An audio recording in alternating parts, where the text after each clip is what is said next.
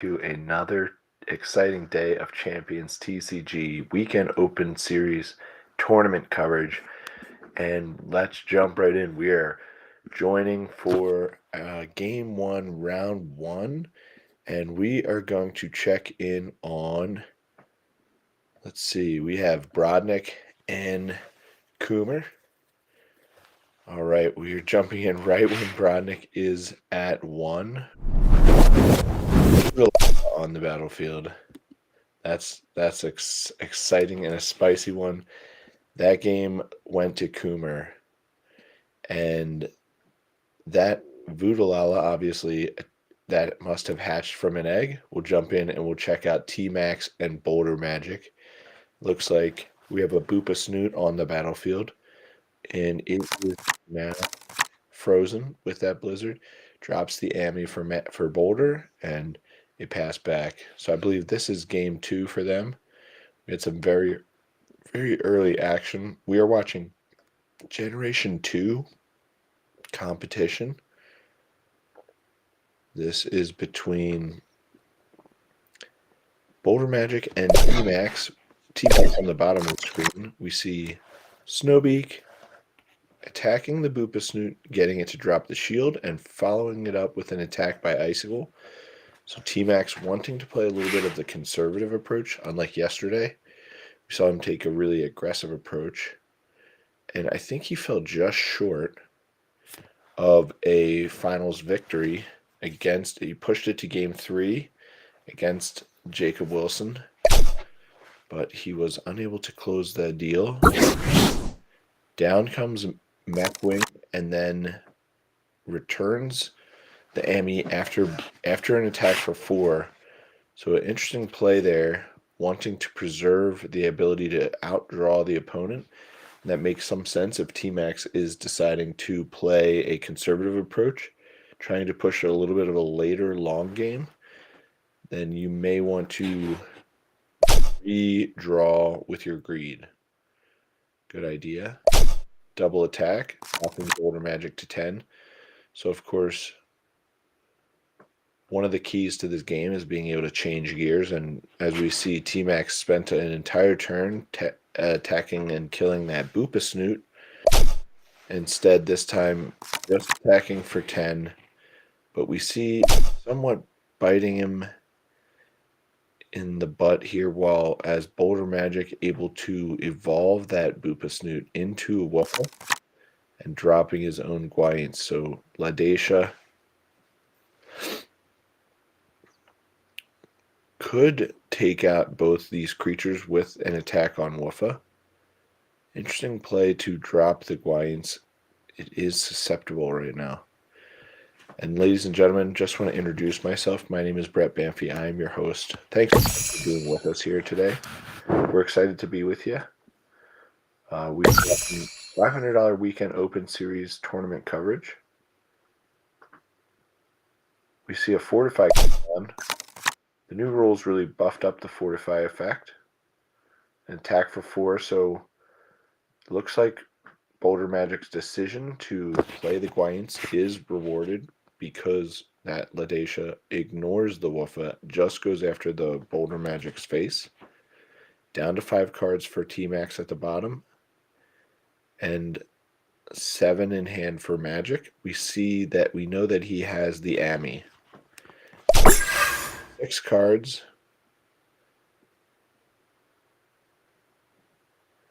6 cards in hand and the Ami.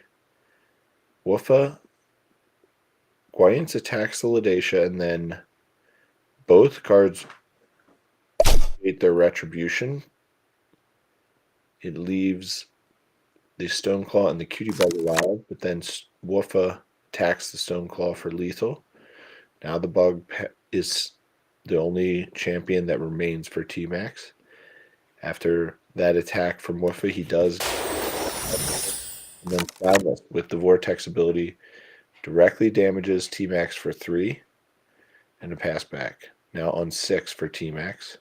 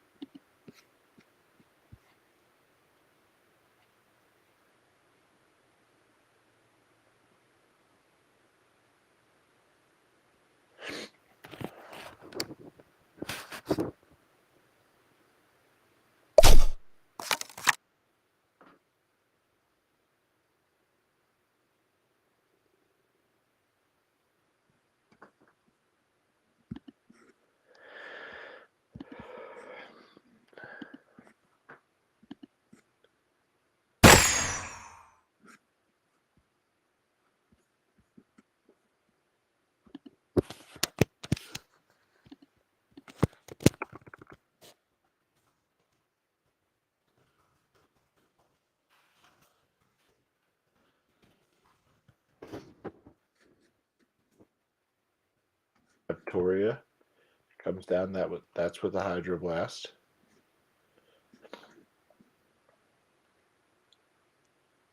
Was able to take out that Amy.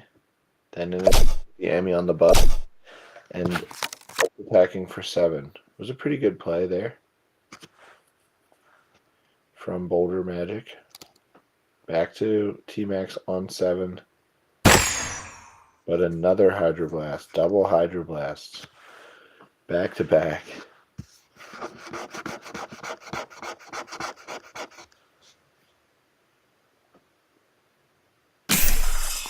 Twice with the Blizzard on Woofa.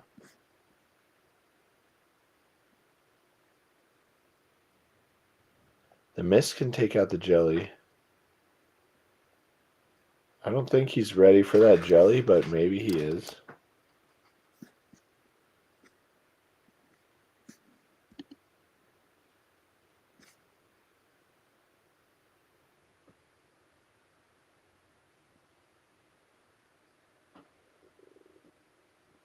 Taking his time to think this turn through. Boulder Magic at 34, T-Max at 46 on the bottom of the screen. And he does have a Frozen Woofa.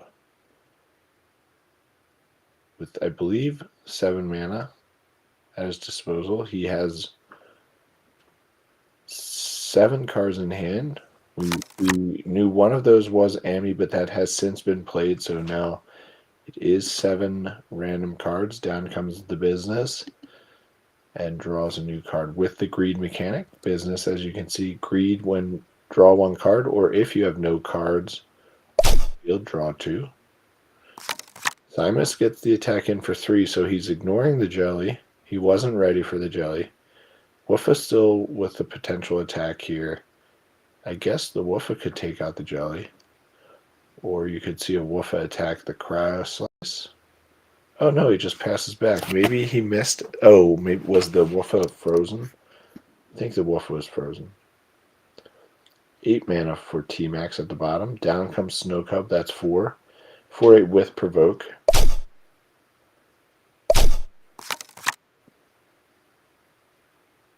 Then Jelly takes out the Woofa. Makes some sense. The Woofa is has 4 attack.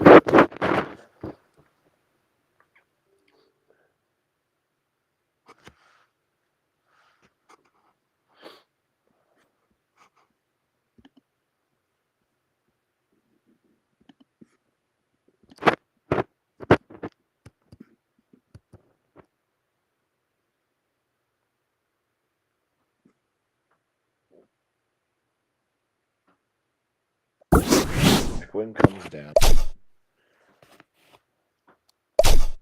Glissetti gets an attack on the slice. That drops it to 1 health, and the Business cleans it up. The Mechwing returned.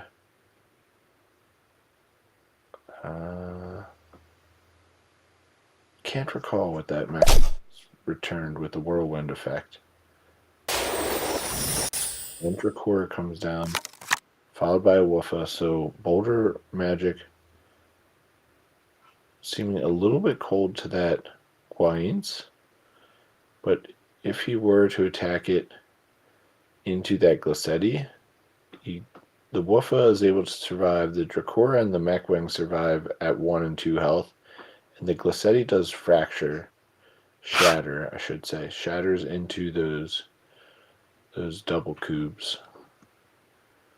So, but I still think that that's a little bit risky, and maybe if I had the Mechwing, I probably would have returned the Guain's, but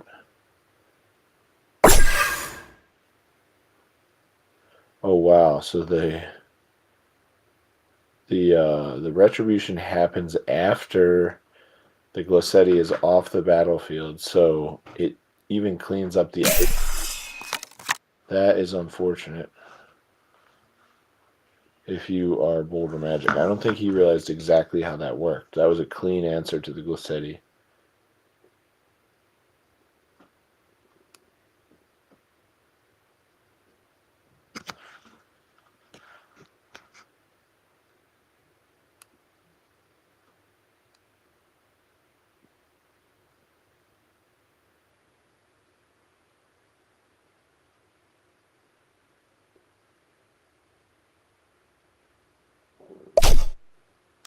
attack with the Wuffa on the cub. It does have provoke, so it's forced to be attacked.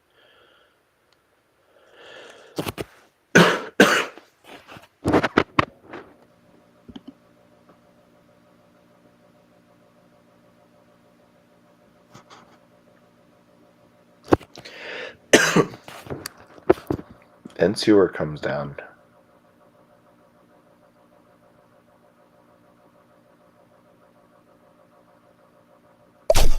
Sewer attacks the cub, and probably you're going to see an attack from the wing. The cub too. Wow, a lot of resources there to deal with one 4-mana card. For 2, and then we see Dracora followed by Ami. So nice turn from Boulder Magic, but he did have to spend a lot of resources taking care of that cub. It's exactly what you need if you are T-Max. Digleyfur with the Fortify, and with 5 cards on the opposing board, it is a 4/18. Wow. Provoke, another cub. We saw how hard that one was for Boulder Magic to deal with last time. This time it's a little bit of a cleaner answer because he has Dracora and Speedy.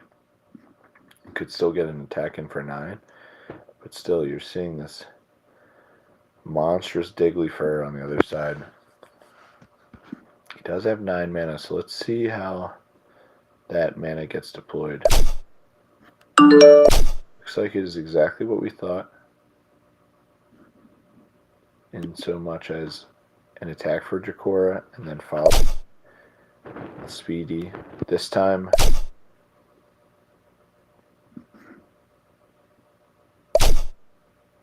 Speedy survives, as the cub had 4 attack. We see a very interesting play. Shadows evolve Speedy into the Smacky and drops another Speedy. So very good turn there from Boulder Magic again. I was lamenting how many cards he had to use to do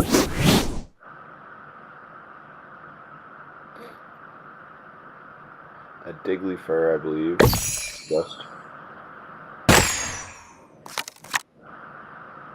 just returned with the Mechwing and then redeployed, followed by the Jelly to take care of that Smacky and the pass back. But now we see an attack for 12, putting T-Max to 6. It's a precarious life total at 27.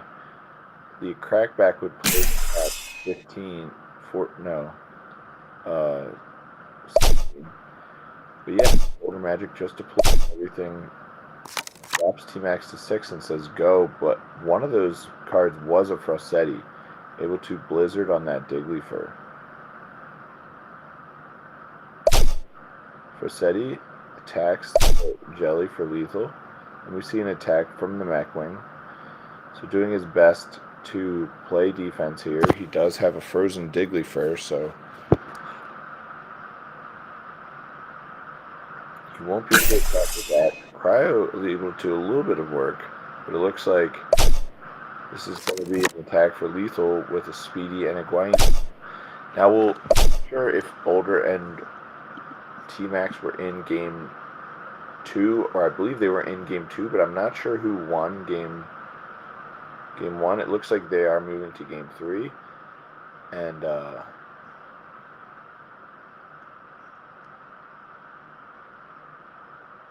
we will stick with, let's jump to Zix Kalhas. Zix here at the bottom of the screen. Kalhas with 8 cards in hand compared to 5 for Zix. Zix with no cards yet in the graveyard. Interesting. We see likely a one.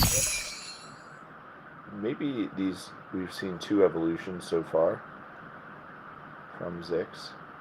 Stoneclaw comes down with Fortify, and that is a decent sized raccoon right there.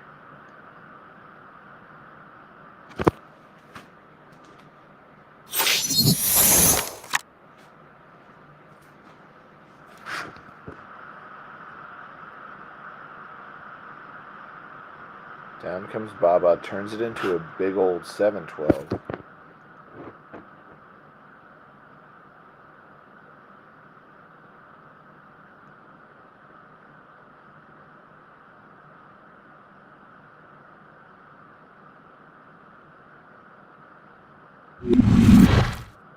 Pass back, firearm comes down, hacks it for 6, bug trades with the Baba, and then the new bug comes down. Ignasteel able to trade off with that Stone Claw, that big 7-12.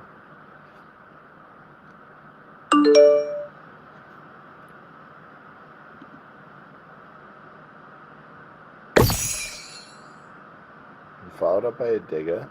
Digga is a 1-mana card with Fortify. It's pretty good, actually. 2/10 for 1 mana.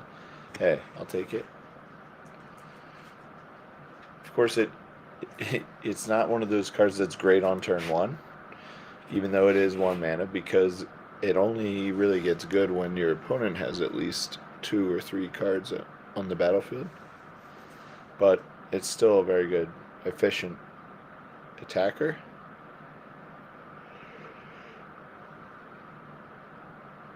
You can also do things like trade off with cards that, like an Ocho or a Munta, that hangs around at 1 life, and Digga can just clean that up. Like, we're going to see this Ocho attack likely one of these bugs or the Furon and survive at 2 health. So we could, a Digga is a nice way to clean up that Ocho without necessarily using a card, because of sometimes how big that buck can get.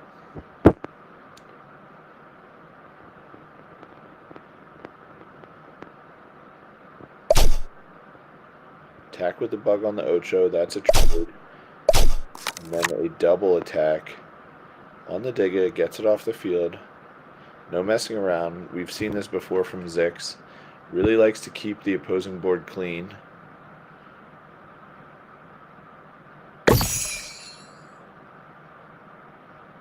Rhino down, so that's a 5-13.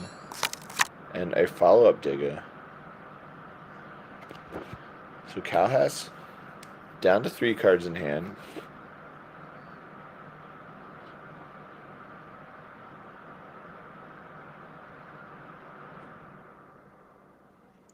Looks like it'll be a Gwaints. The Fangs. Looks like it went for Rhinoris. I think that's a good play.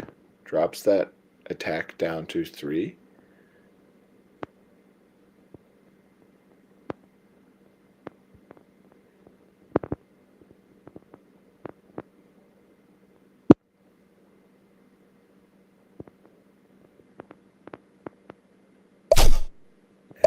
Back for 10 and a pass back. So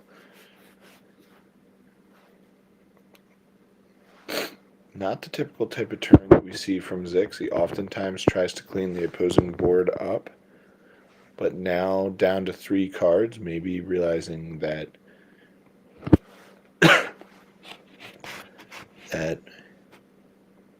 he has to start to tighten the screws here and pressure the Cowhast life total.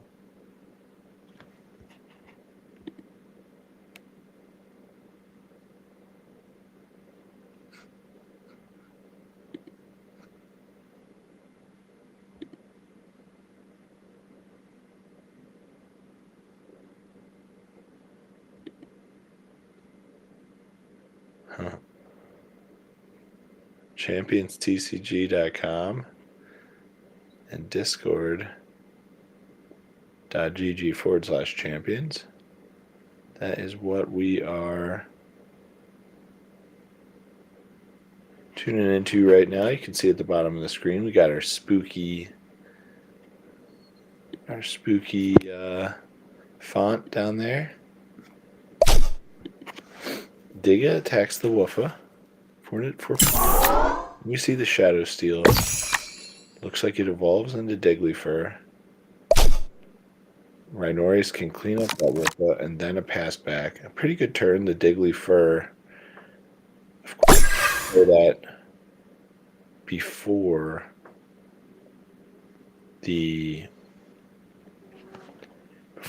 killing the Woofa, so that you get the extra bonus from the Fortify.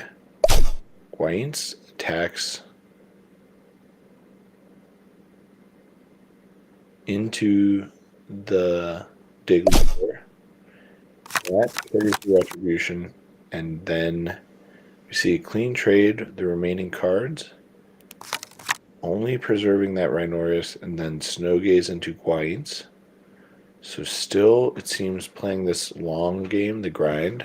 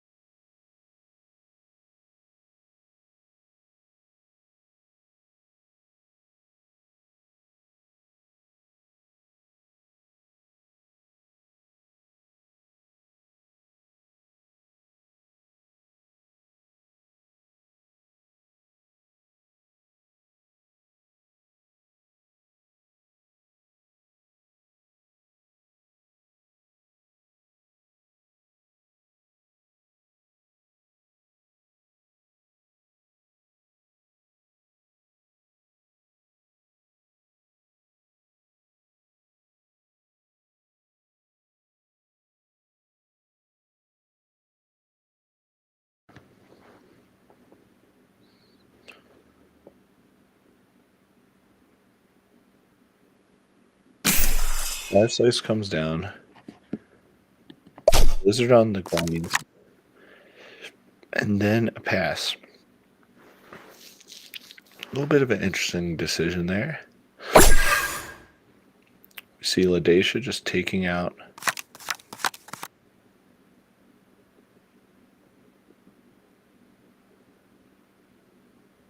with Snowgaze taking out the Ladacia, cleaning it up. That drops the slice to 3. Then we see a follow-up game. Speedy takes out the slice, followed by a Ladacia. So Zix remaining with the late game value stream, just keeping the board clear, using Ladacia's somewhat defensively, and continuing to build up an advantage with those snow gazes. He's had those twice now that he's gotten a free and clean double snow gaze.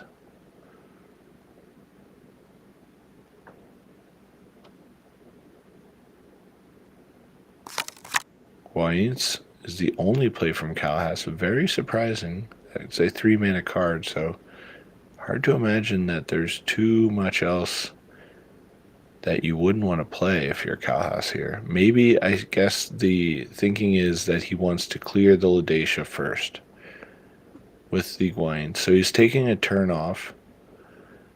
That leaves Zix available to sneak in 9 damage, would drop Calhas to 29, but it could end up being a good decision for Calhas, as we know he's been focused much on preserving the life total. But instead, we see the double distribution, followed by a business into a Woofa and double Snowbeak. So a strong play there from Zix, starting to tighten the screws a little bit with that. Did we not? Oh, one of the Snowbeaks. Did one of the Snowbeaks not attack? Because I think Calhas should be at... Oh no, because he didn't attack the face before he attacked the Guain's. And it was a good... Shadow Steel comes down. Unclear whether it drew a card or grabbed the Obsidian Wing, or maybe even an Icicle. It was the Icicle. Icicle on the Woofa. But this feels like a little bit of a slow defensive Blizzard. Not... Fangs comes down probably for business.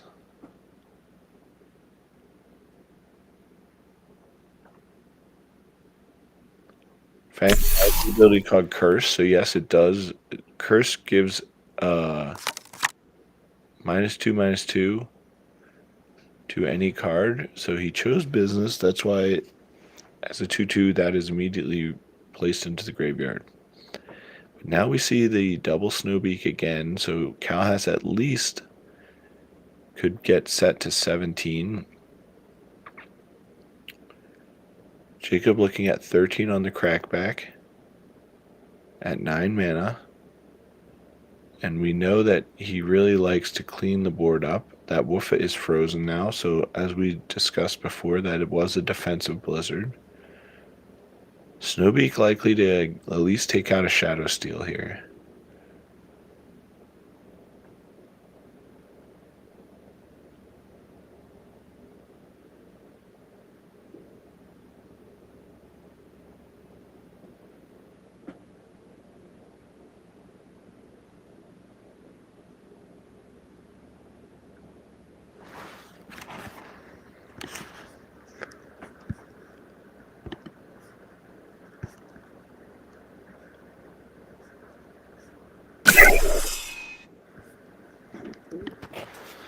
We see that Icicle comes down, takes out, freezes the opposing Eagle.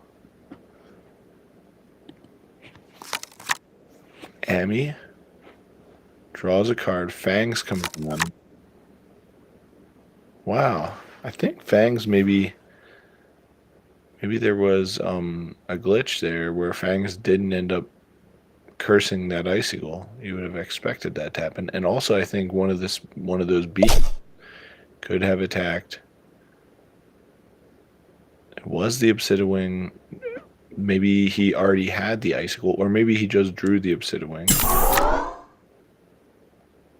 Obsidiwing maybe going and getting the Frostwing to evolve from the Icicle.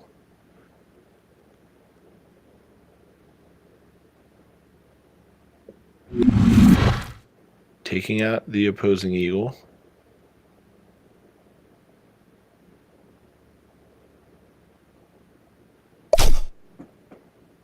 And Fangs attacks Amy. That's lethal for both. So yeah, there was some sort of glitch there with Jacob. Let's check in with Jacob and see.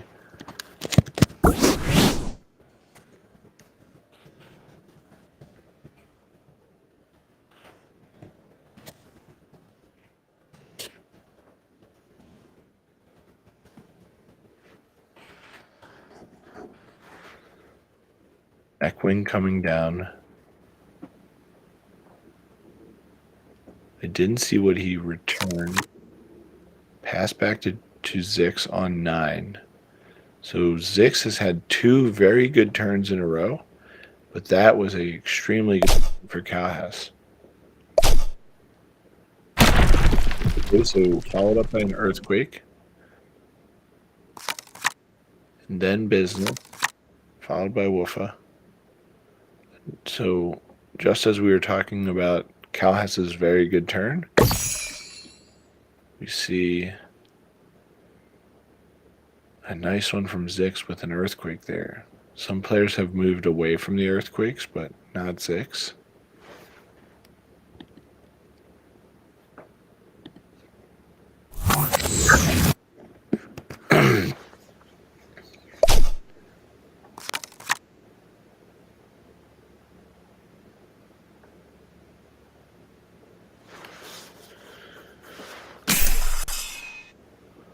Rhinorius gets a Blizzard from the Slice.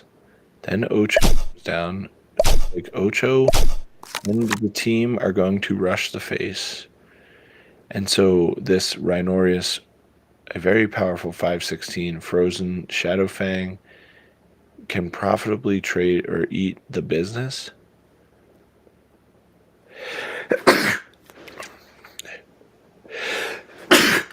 Excuse me, sorry.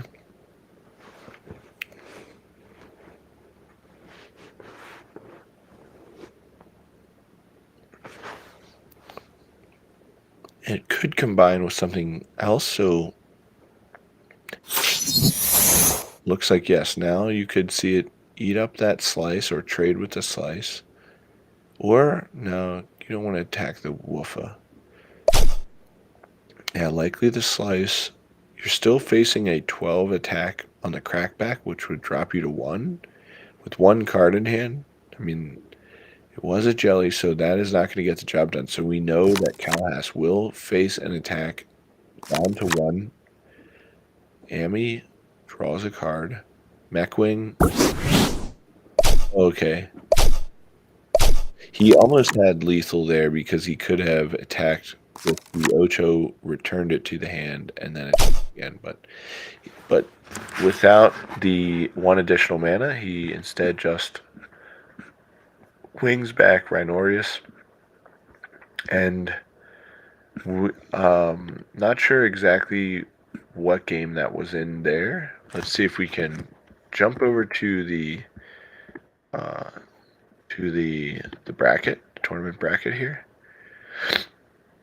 This is a Swiss round, so we see that Brandon C survived over Brodnik, Commander Chief over Vanquish, Big C over Jaden Global, 2-0, Yusin over Bay, 2-0, and Oot defeating Blends 2-1. If you're Blends, you have to feel pretty happy that you got a game in there.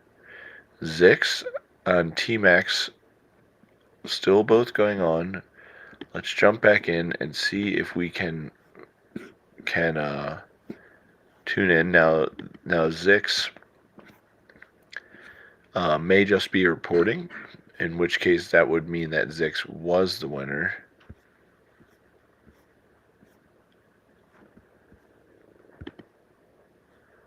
But yeah, just for the record, this is this 12th tournament airdrop that we are playing for. We see this beautiful business right here, the Fangs and the Grimzilla. Business going to placements 4th through 8th. Fangs going to placements 2nd through 3rd. And we have the winner getting this very nice Grimzilla. Alright, we're going to jump back over and tune in. Looks like we don't see Zix's game on posted yet. So we do have just the 2 remaining games. I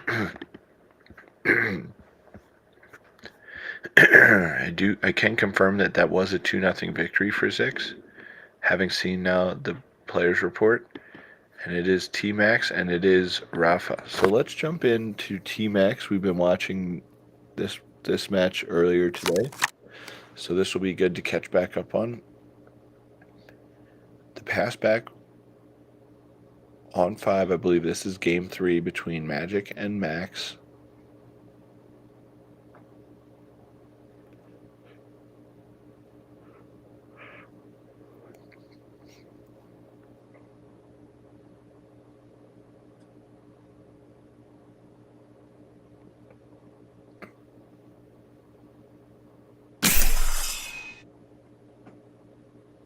Icicle comes down and gets that Queens with the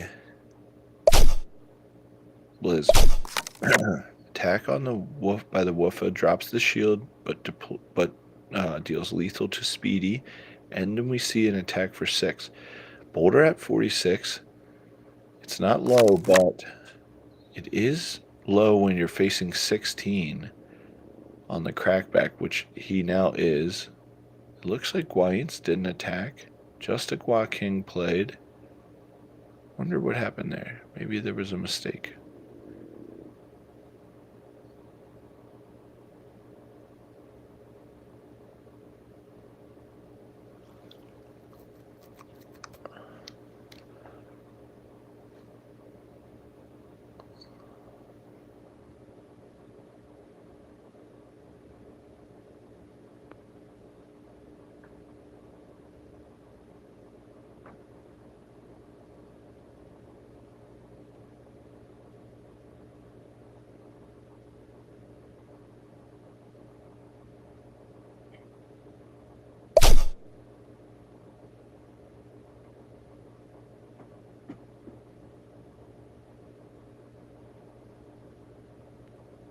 Icicle.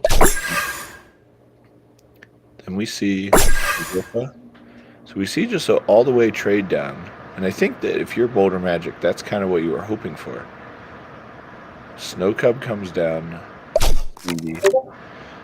It's one of those things where retribution is not easy to time in terms of when do you want to just ignore it? Because if you ignore it, what you do is you first of all you prevent your own you impede your own mana development because you don't want to play cards on the turn that you know that the retribution will happen.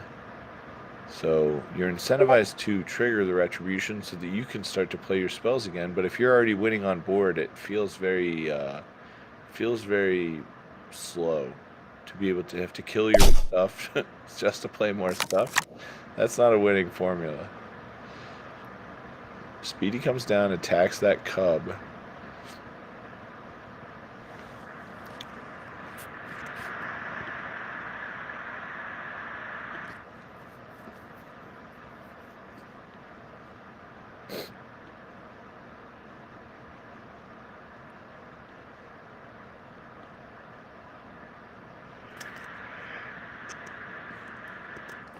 Excuse me.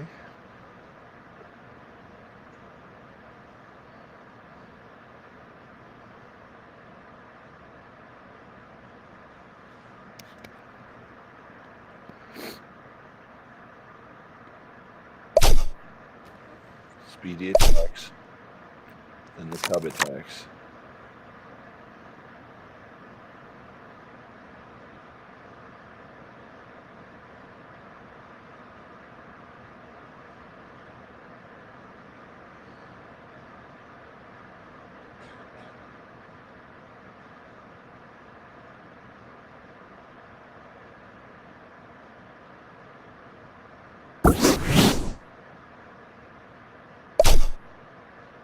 Mackwing on the cub.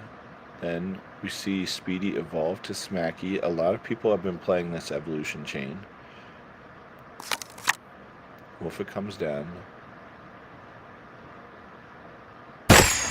Jelly gets the Smacky off the board.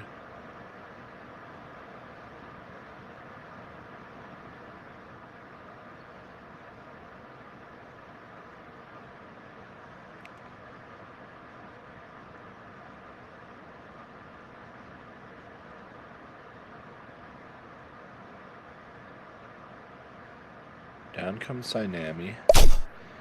So it's a little bit like, I'm allowed to have 8 health cards, but not you. Synami, a giant provoke creature. Very nice. If you remember back in Gen 1, there was the very powerful Cactalord. The Synami is like a super lord with the water type. Steel Feather comes down. We know that that is a Windseeker. Was it a Windseeker for Gnarler? That could be a good play here. 1 mana, draw a card. Play an 8/8. Now you could even Woofa attack the Jelly for lethal. Evolve it to Gnarler. Maybe it already attacked. Looks like it. Was for the Gnarler, we see. Seems 9 cards in hand compared to 6. That's Synami, a giant 8/8, a monster of a water fountain. I guess it kind of looks like a fountain. Scorer comes down for 4, straight to the face for T-Max. And a Shadow Steel. Steel Feather is the evolution of the Mackwing, and Shadow Steel part of the Obsidiwing evolution chain. I wonder what maybe the Shadow Steel got the Obsidiwing?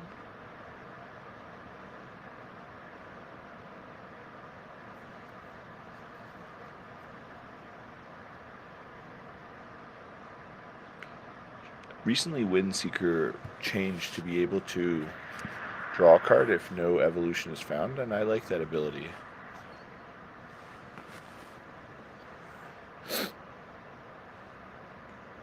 Brett, here I'm with you for your Saturday. Welcome to tuning in. We're live today going over ChampionsTCG. We see a freezing with the slice. An attack by the jelly that drops the shield for the Gnarler. And Synami able to cleanly eat it. But still, Boulder played the Gnarler for 1 mana. So your opponent spent a lot of time and resources attacking your 1 mana play that drew you a card. That feels like a little bit of a win. That being, there is still quite an imposing board out there for T-Max, but Fangs drops the Steel Feather down into the Mechwing range, 3/6. It is a alt art Mechwing. Frasetti on me. Steel Feather attacks it and then finishes the job with that Shadow Steel. Now we see the Dracora able to eat the jelly. And it was a Shadow Steel Windseeker for the Neptiora, taking out the Digglyfur. So both players having extremely strong turns. You wouldn't be surprised to see one pass back to T-Max and another extremely powerful turn. It's going to be one of those situations of who's the last to move, because both players just trading haymakers right now. Shadow Steel, another Windseeker might have gone and gotten that that chain, part of the Frasetti chain. The next step up. Oh no, it turns out it was the Obsidian, which makes some sense because you can go and get, even if you want the Frasetti, you can go and get that anyway. Because now you have your new wing with your new Windseeker. So, or it could have drawn a card. But yeah, I believe Frasetti into Glacetti. Glacetti with the Shatter ability as a 6/8 could be good on the board.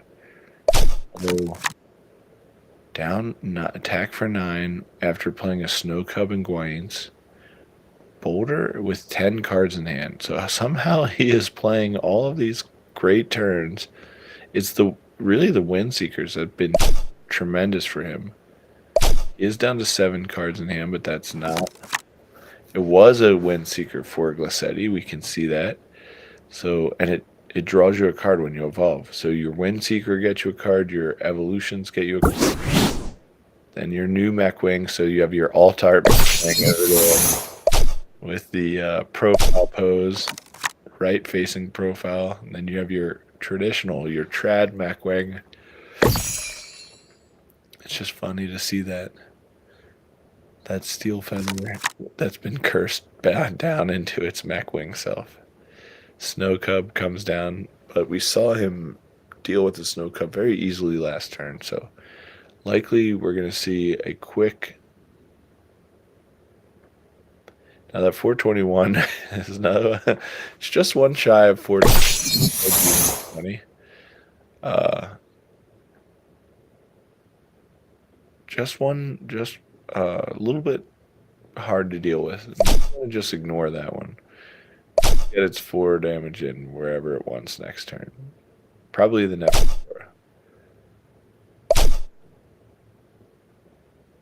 T-Max down to 28.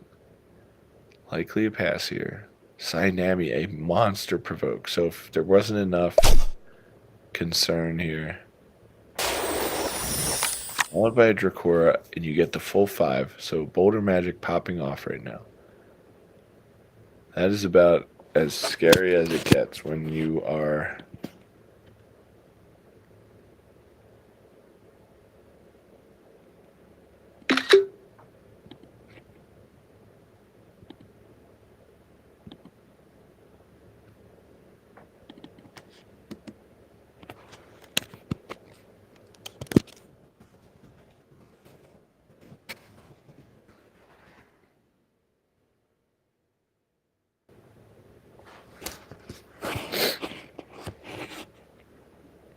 Max is on 9 mana, trying to figure a way out of this problem.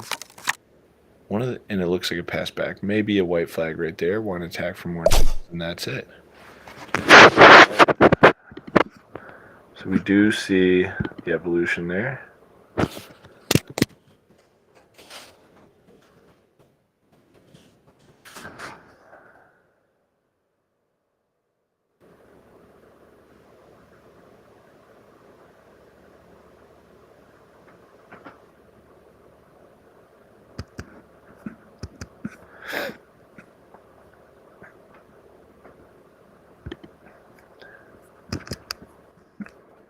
Let's take a brief moment here, just make sure that that score has been reported.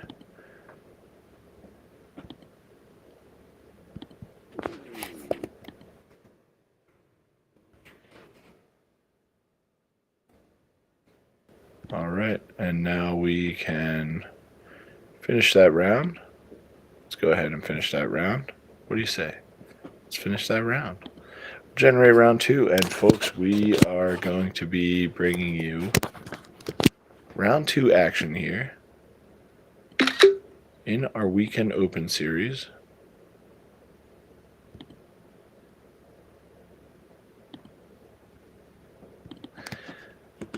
And the matchups are,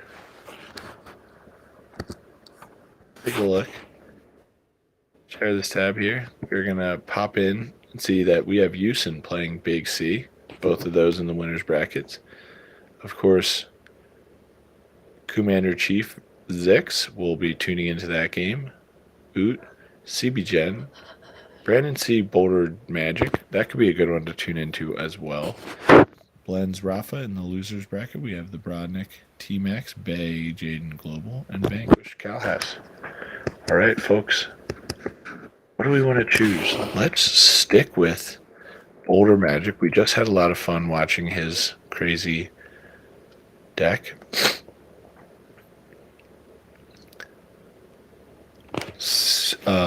Chief Zix, also very fun to play. Looks like we see Zix and the Chief open their game first, so maybe we'll go to that game just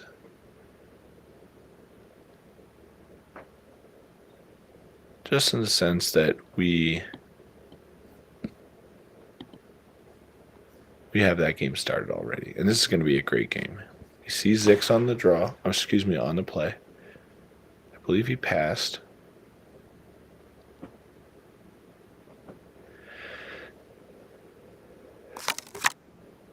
Passing back, so now Zix on 2. Speedy with an attack. Chief.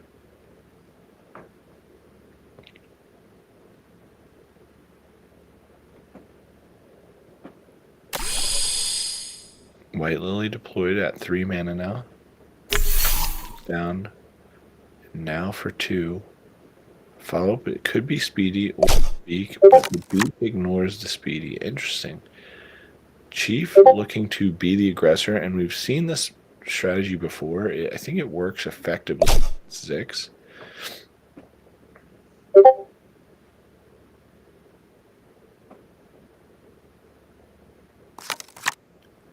Instead, we see Speedy attack the Fangs, bring it to 1.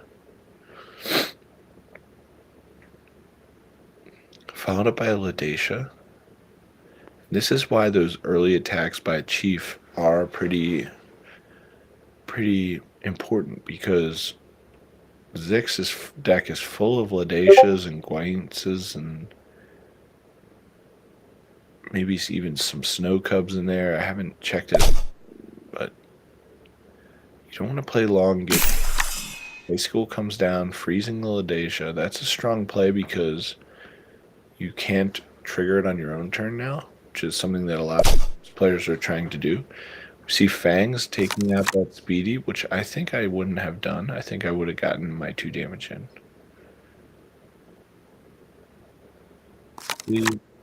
Instead, it's just a Gwynce. And the Ladacia unfrozen now as the turn has been passed back to the Chief.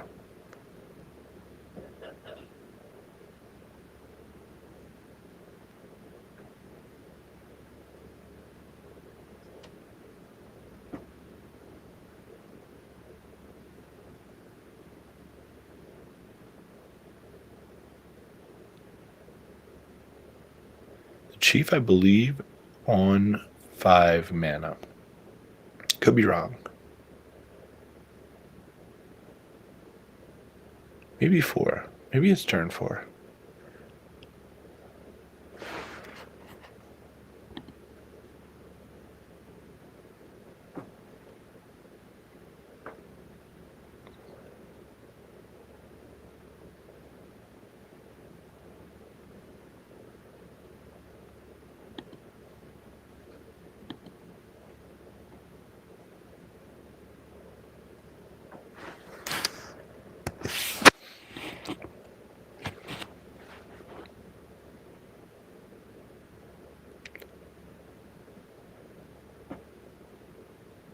Comes the glacier. That was an attack for 6.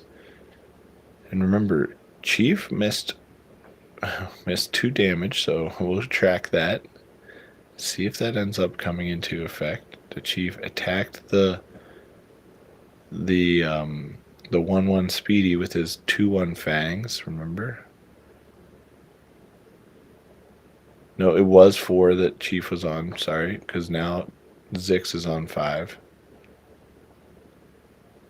And Zix went first.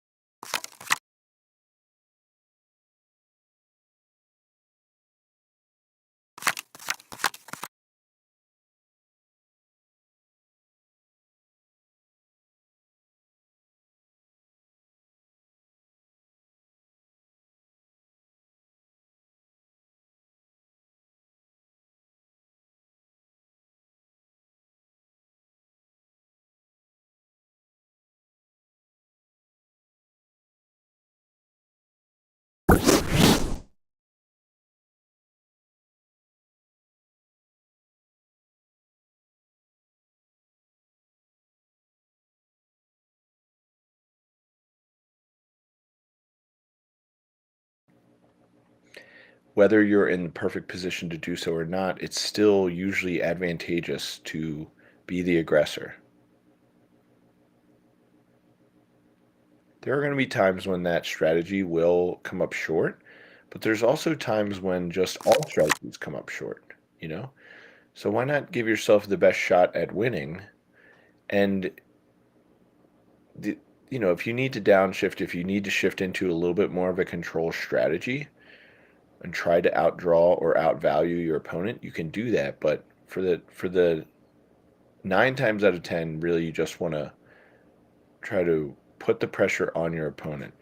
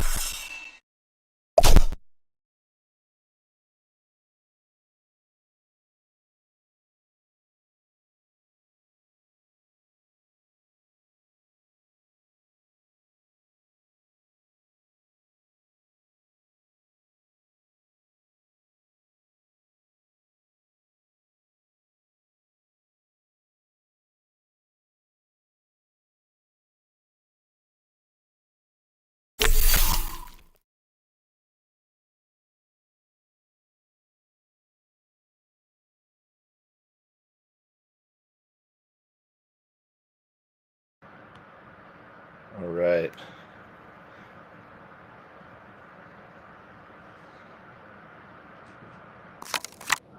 Down goes Ladacia.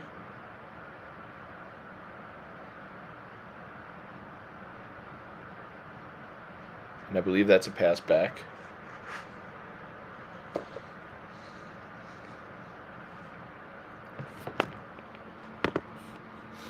I am Brett Banfi. I'm your host today.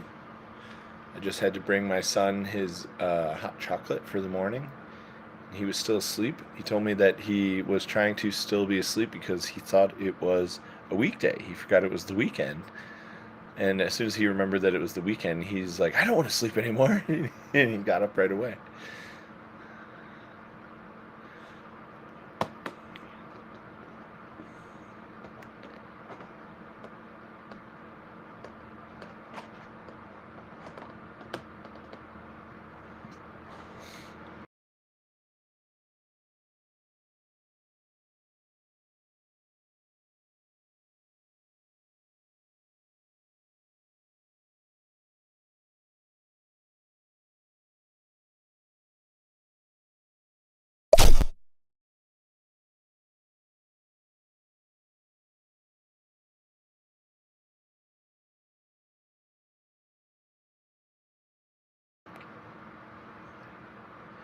Fear on, and it is directly in his face. Double combustion pops off. Calhas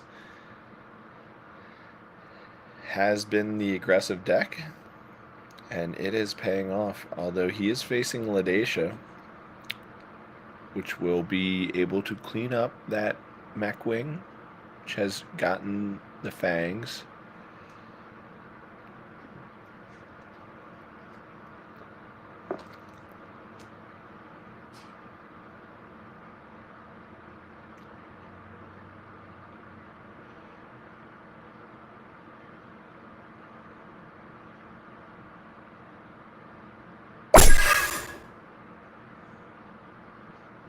Ladacia goes down, so does the rest of the board for Calhas. Now, you start wanting to count some math here, because you can attack for 13, and now adding Glacetti, you can attack for 19 next turn. So 13 and 19, what? 15 turn and 23 next turn. So 23 next turn, that would put the opponent at 24. So if they don't have a rusher, you somehow, as Vanquish, feel like you aren't out of this game, despite being at 2. Calhas does not have a rusher, or else that would have been snap played. Now here's the thing. You have this Fortify. All you need to do is to have it survive for 1 turn, and it comes down with 22 health. So what? We said that he can attack next turn for 23. So he can exactly kill it, but that's it. The other thing you could do is if you could find some way to kill your own Glacetti, then you're shattering into the ice cubes. So in a perfect world, oh wow. So Calhas, Vanquish desperately looking for a way to kill his own Glacetti. Calhas takes care of that for him. Interesting strategy. So what you could see here, you want the Cryo Slice to kill the jelly, because you want to preserve your as much as possible. I'm interested to see what this evolution that is being searched is.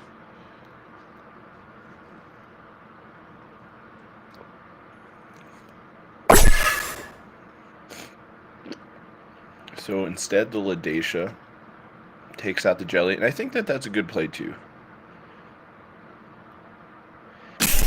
Oh, the Blizzard. Okay, so now you definitely want to get in your attack, but this time it is an attack for 13, I think, because your Glacetti went down and your Ladacia went down.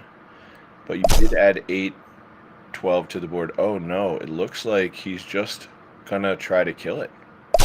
And that's an interesting strategy. I would for sure put the pressure on my opponent there and just frozen it for a turn and tried to get in, tried to kill my opponent in the next 2 turns. But down comes Woofa, so a lot of power on the board for Vanquish. Calhas has been sandbagging these 3 cards in his hand. What do they do? What are they, Calhas? Please. We all want to know. Do they interact with this board as is? Or are you going to lose with your opponent at 2? That would be bad. Okay, so Guainz, that's a good card right now. It cleans up the ice cubes, cleans up a lot of the board. Fangs comes down. That has the ability to take out an ice cube. So the idea of playing around cards that interact with those cubes, I think, was a good play. Vanquish has been a little conservative, probably a little more than I would have been, but it turns out that with some interaction on the cubes from Calhas, that was a smart play. Calhas still intent on sandbagging that last card. Somewhere, somehow, Calhas just really doesn't like to have no cards in hand. So he wants to preserve that curiosity, that question in his opponent's mind, which can go a long way. If your opponent knows what's on the board, they can know exactly how to defeat it. But when you still have that one card, they have to plan for everything. So it's a smart play. Frossetti takes out Fangs. And then a freeze. So this is perfect. Now you want to ignore this Guayens. Just ignore it. Attack the face. You have to try to deal lethal.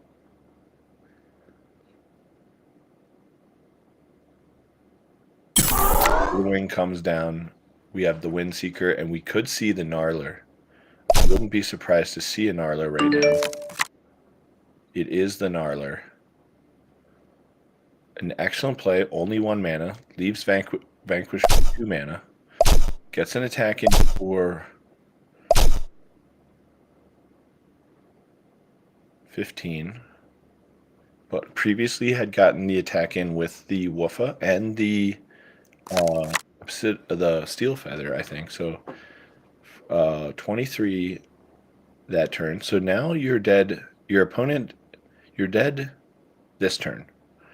Down comes Jelly's going to get the Gnarler. But that is not going to be enough, right? Because 15, 18, 20, yep, 27, 31, 33. You're attacking for 33 on your next turn. Your opponent has to do more than kill your Gnarler. Oh, wow. Oh, and the Ice Cube. The Ocho. Unable to get through the Ice Cube. And that is a victory. Wow. Wow.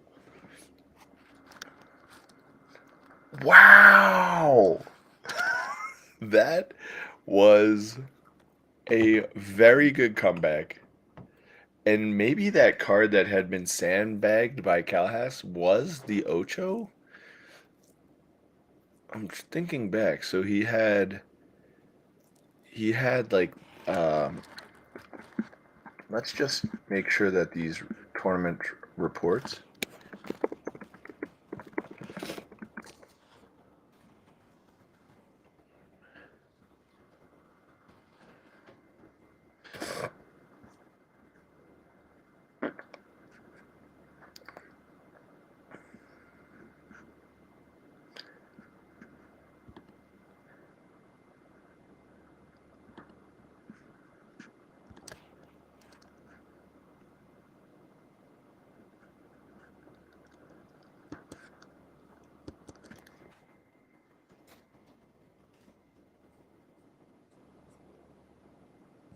All right, so we can finish this round. We'll move on to round 3, and we'll bring you more tournament action here in just a moment. My name is Brett Banffy. I am with you here for the duration of your weekend, bringing you Champions Tournament TCG coverage.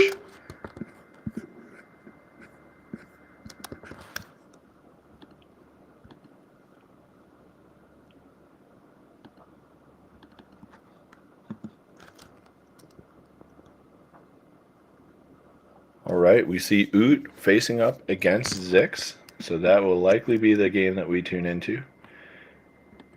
Both of those players are, I would say, the number 1 and the number 2 in our current meta.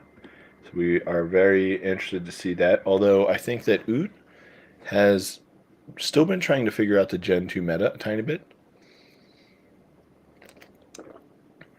Whereas I think Zix has formed the Gen 2 meta. A lot of times Zix is going through these daily events, these $50 free events, and he is 3-0ing them, 4-0ing them, and immediately posting his deck lists online so that everyone else can see what is being played at the top tables. And so what you're seeing is naturally there's a lot of people who are just playing whatever Zix played last week.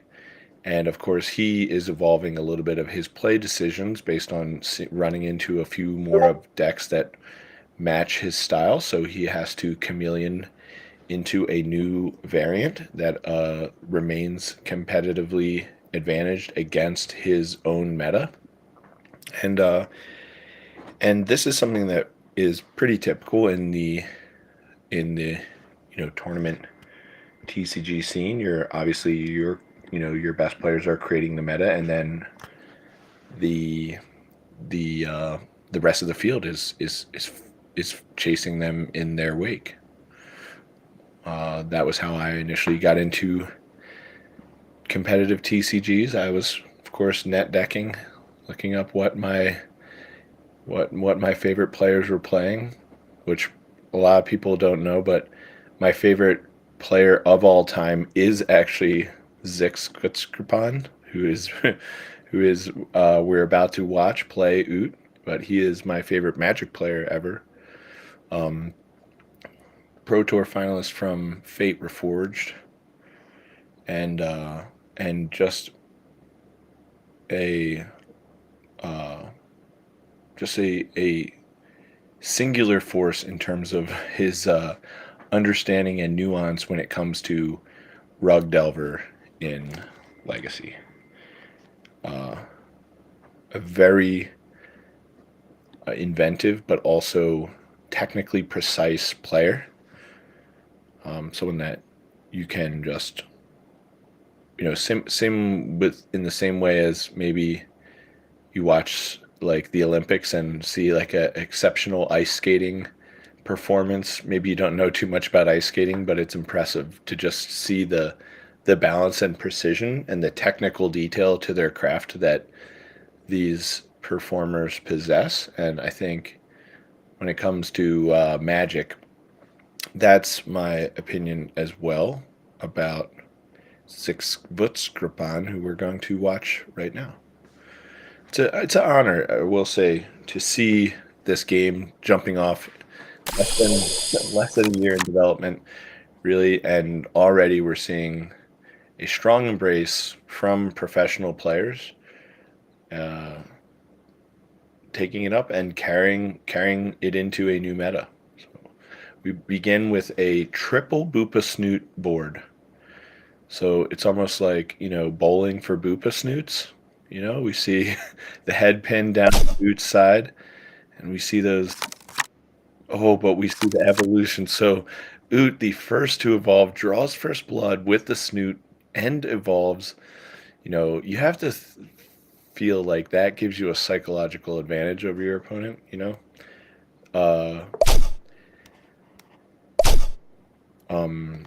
The Lord and I were talking a lot about that psychological advantage. So we see the double snoots.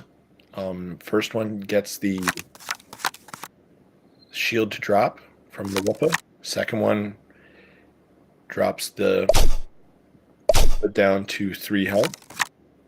And we see a follow-up Snowbeak taking down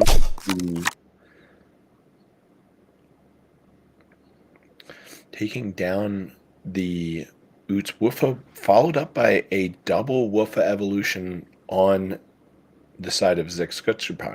So again, you feel like you gained the psychological advantage by being first to evolve, running into a double evolution of Woofa. That has to feel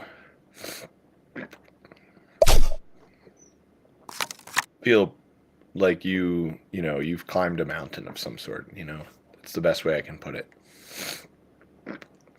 Ocho comes down, answers the mech wing, then an attack, ignoring the business, attack right to Oot's face. One of the reasons why you ignore the business there is because that Aegis shield is very valuable.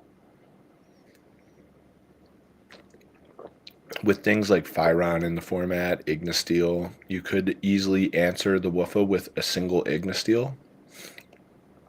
But while that shield is present, now yes, you still can answer it because you can take this turn to attack the Woofa with your business and then answer with the Ignisteel. But the difference in that line of play is that you forced your opponent to attack on their turn, and that 4 damage is relevant.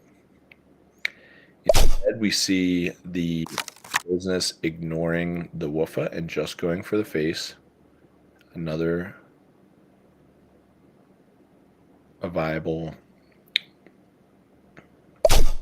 course of action. The Woofa's trade shield steel comes down. That was on the Woofa, but the combustion does backfire.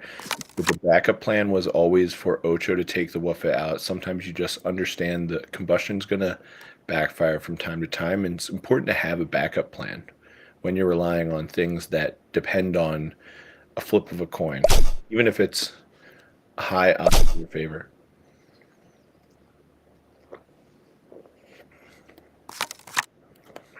And we see the Synami evolve from that Mist, and down comes Mortalis. So Zix on the back foot here had the backfired combustion, which hit him for an additional 6. And now you see 2 very difficult to deal with permanents. I don't know if Zix plays the Hydroblasts. I haven't seen recently. I am privy to that information as the tournament organizer. I can review the deck lists. A brief second to review the deck list and see, does he play any Hydroblast that I can see? Instead of the Hydroblast, he's playing the double Ignisteel and the double Fearons, as well as the Ladatias, the Gwynces, and the Ice-Eagles as good answer cards. But those, I missed how the Mortalis died now, because I was looking at the deck list. But we know, I think we can deduce that the Mechwing probably bounced the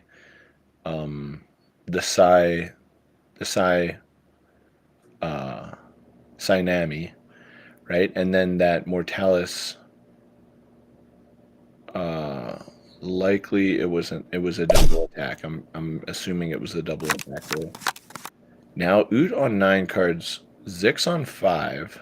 Oot does just drop that Snow Gaze. Frossetti comes down defensively. What we're seeing right now is 2 just pure masters of their craft.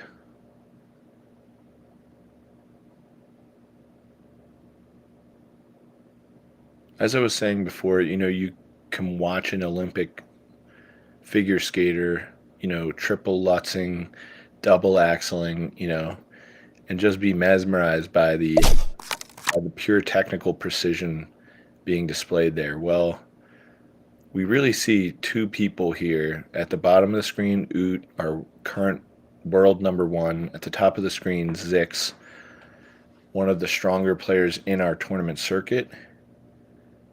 And this is the type of situation where if you had to put your life on the line, that someone would come up with the correct way to play this game in a random circumstance. These are 2 players who I would feel fully confident that, facing the longest of odds, they could pilot in such a way as producing the favorable outcome in as high a percentage of the time as possible. They're just both pure technical wizards. Down comes Frossetti, freezing that Ladacia again. We're seeing Oot very prioritizing that, and the Mechwing returning. I missed what the Mechwing returned, but it is a pass back. Ignisteel comes down and hits Ladacia.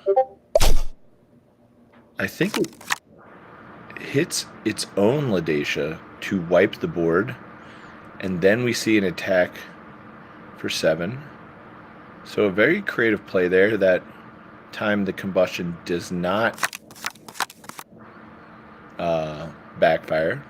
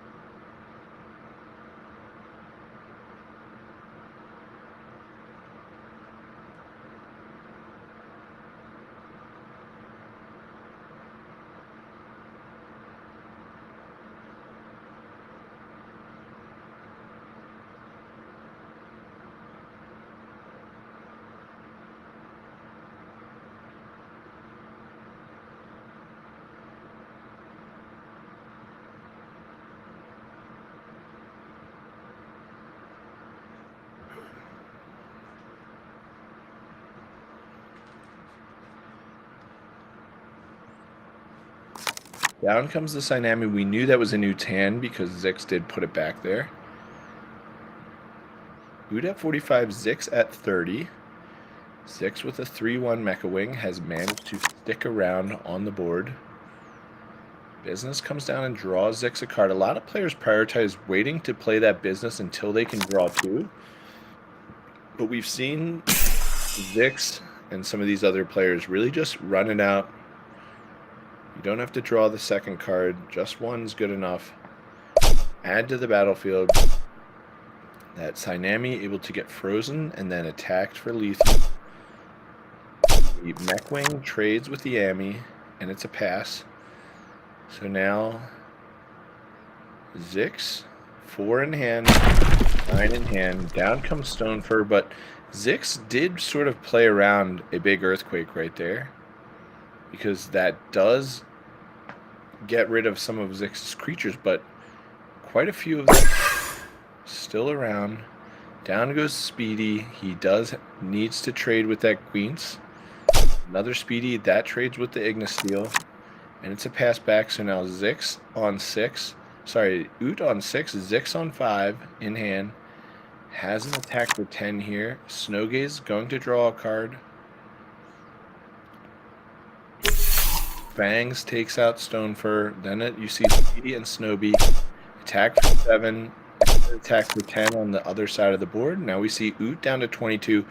And Zix with 6 on the battlefield. 2 in hand. Oot just ran out a Stonefur for an Earthquake. And yet somehow the turn passes back and he's facing 6 attackers. Another difficult position for Oot to be in here. He is up against it. He's not.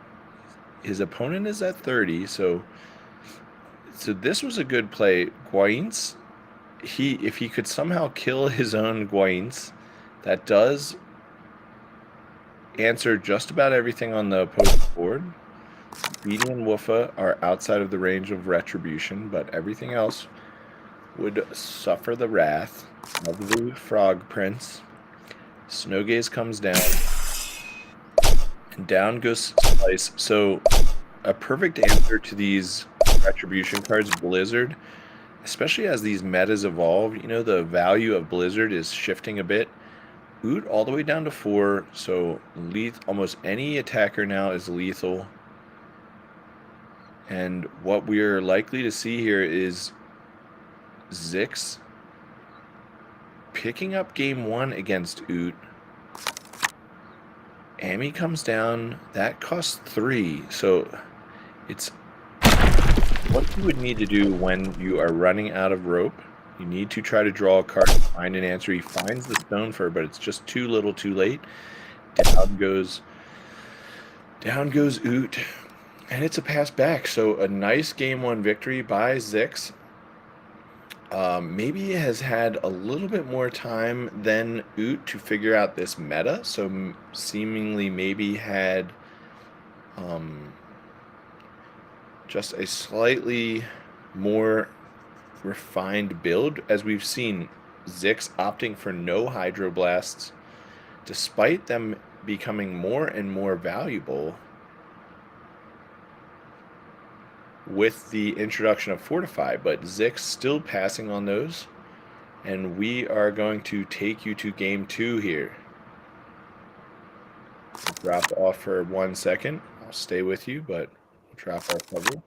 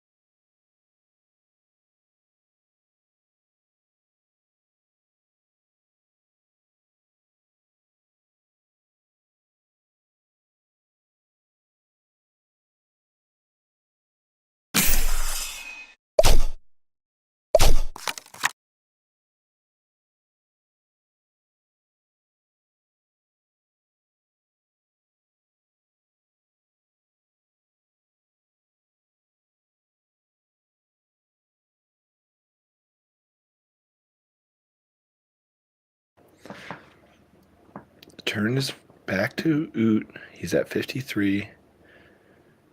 His opponent, Zix. Down comes Thymist, and we've seen he has the evolution chain before.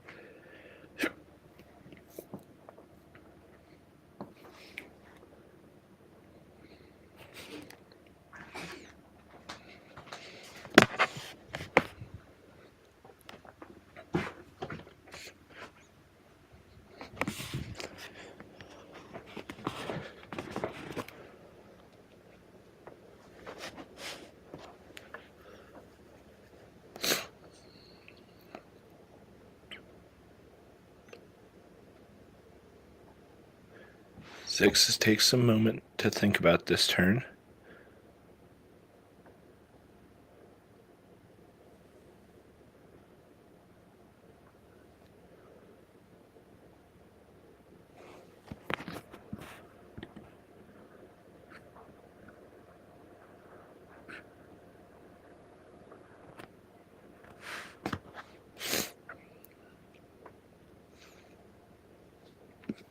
We are tuning into you live from x.com, YouTube, Facebook, as well as Twitch.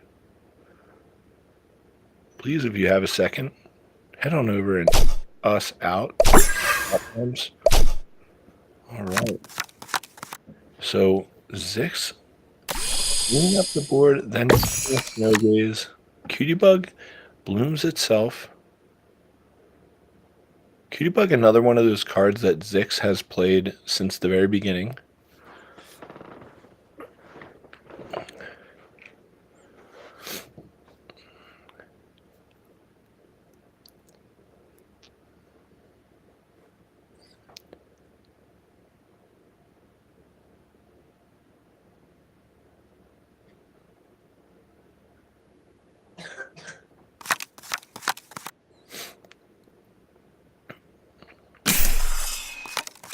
Down goes Icicle, freezing that gaze.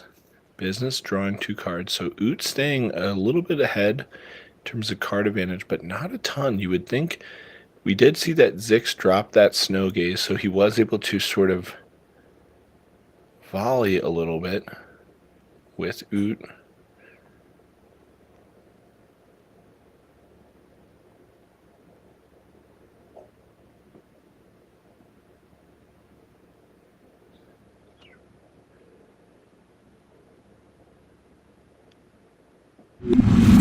Taking down the Icicle. We saw the Ignis do backfire on Zix last time. This time, doing its job. Attack for 4, pass back. So now Oot on 7.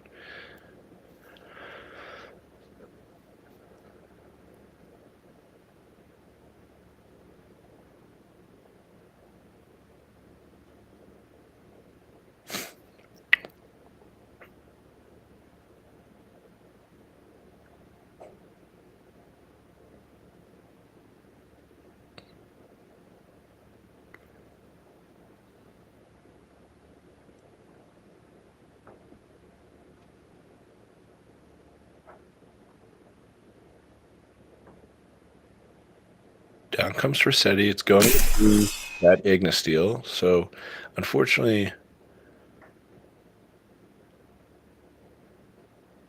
nothing that you can take out that looks like a defensive Blizzard. Another one that I don't see Zix playing. I don't see him playing the Frossettis. That's one of the ones where, of course, when I looked at that Frossetti, I was jamming that into my builds. You know, it looks great. 3 mana for 3/4 with Blizzard. Why wouldn't I play that? But Zix has never played that card. Even in earlier versions of the meta. So that I stopped playing it, you know, like because I thought, okay, well, I'm gonna at least try not playing with it. You know, to me, it's like the perfect card. I even thought maybe it was one of the best cards in the entire set. You know, jam it into every deck. But seeing, you know, players like Zix that choose not to play that card and are instead playing Cutie Bug. So I wouldn't play Cutie Bug That doesn't, but Zix is favoring the bug over the Frasetti, and if you look at it just straight up on the battlefield, they do, the bug is the superior card at this point, all things said and done, and it did come down for 1 mana less. Now, of course, there's lots of factors into there, so you can't just analyze it in a vacuum. Sometimes the Frasetti will be the exact card you need, but interesting to see how these different players with different emphasis play the game. And we'll continue to see that as new generations of cards arise. Down comes Edie, taking out that Woofa after the Fangs has given it the curse. Noge is back to a 5/5 after that bug coming down. So you want to try to keep yourself in Earthquake check. How devastating it could be. And it looks like in this case, pretty devastating, but not the end of the world. We see Oot with 4 mana and 8 cards in hand, Zix with 5 cards in hand, 3 on board. Those 3 on board not as relevant because, of course, Oot is at 49, so this game has definitely moved into a phase where it's about grinding the opponent down a bit with a card advantage. So we could see that, first of all, that was the turn that Oot needed, that Earthquake. He got it. And he follows up with a very versatile, dangerous creature in that Woofa. Not only can it evolve into the Gnarler, but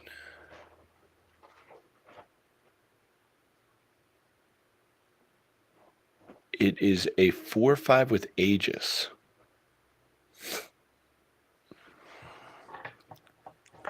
I want to thank everyone for tuning in with us. Thanks for being here with us on your Saturday, watching Champions coverage. This is round 3, game 2, Zix versus number 1 Oot. And we see the Ignisteel coming down with the combustion. That was successful. Cutie Bug getting some damage in for 4. And Gwent's on the battlefield now. Passing back to Oot on 9. We will take a brief break and be right back with you.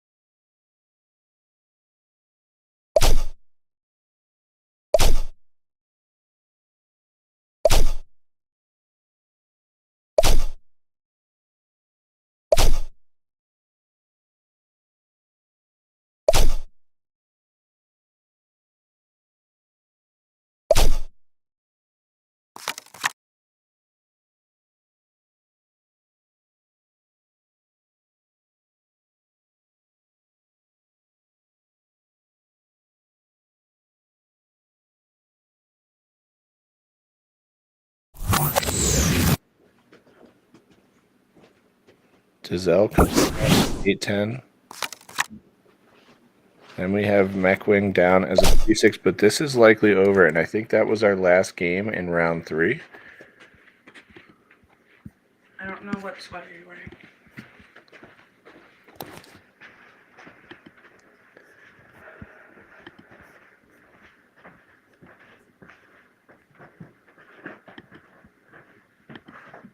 All right, so let's take a look here.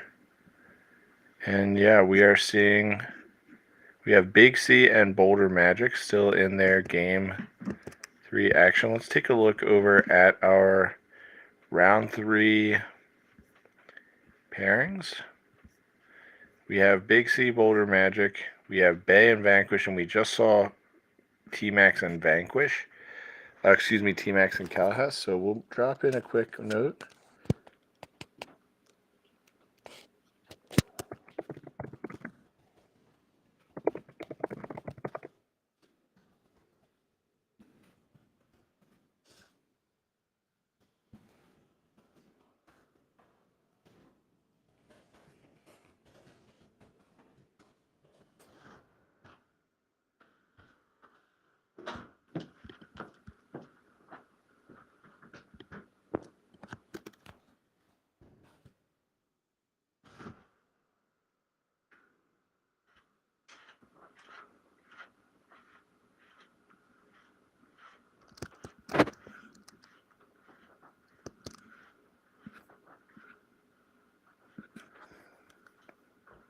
I believe Big C, Boulder Magic, and then we have Big C, Boulder Magic, and then we just saw T-Max Calhas, and Calhas able to advance. Let's double check to make sure that result posted properly.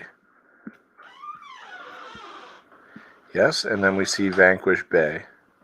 So those results will be coming in, and we will post you the round 4 and round 5 in order to determine the conclusion for our best of 5 rounds Swiss Pairings Weekend Open Series.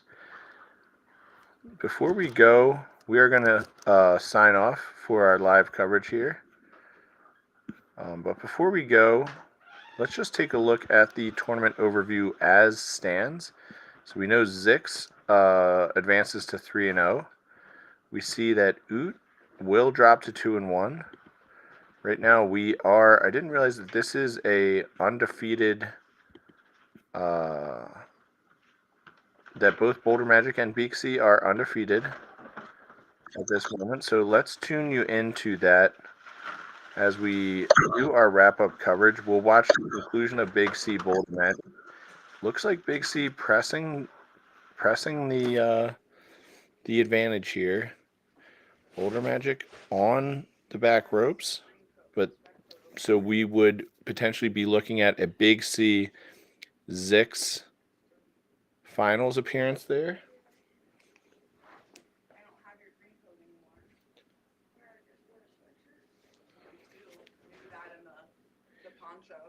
Likely the winner of the Big C Zix match would earn their top 8 berth and play in day 2 for the tournament prizes. We'll go back and show you these tournament prizes here.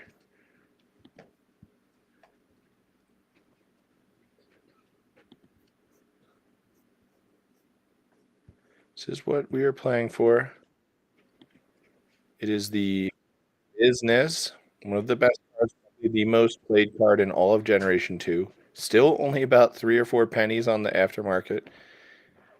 So if you're interested in having one of these authentic Business, feel free to jump over to our card shop page.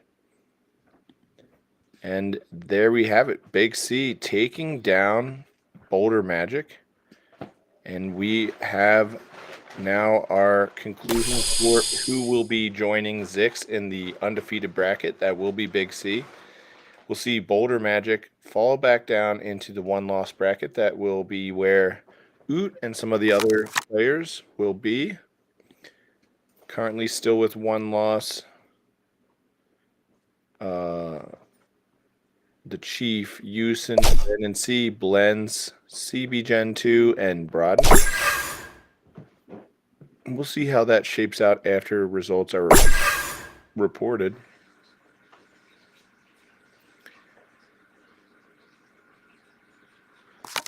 This is the final match of round 3. We may not be able to bring you all of the conclusion of this match. Instead, we are going to drop the stream, and we'll catch you back tomorrow for day 2, top 8, best of 5, single elimination tournament coverage, playing for the top prizes, $500. These events are free to enter. As you can see with our spooky ChampionsTCG.com and Discord links in the bottom left, those are on theme for Halloween weekend. I want to wish everyone a wonderful Halloween if that is something that you celebrate And we will catch you back tomorrow for more live coverage of our Weekend Open series. I'm Brett Banffy. See you tomorrow.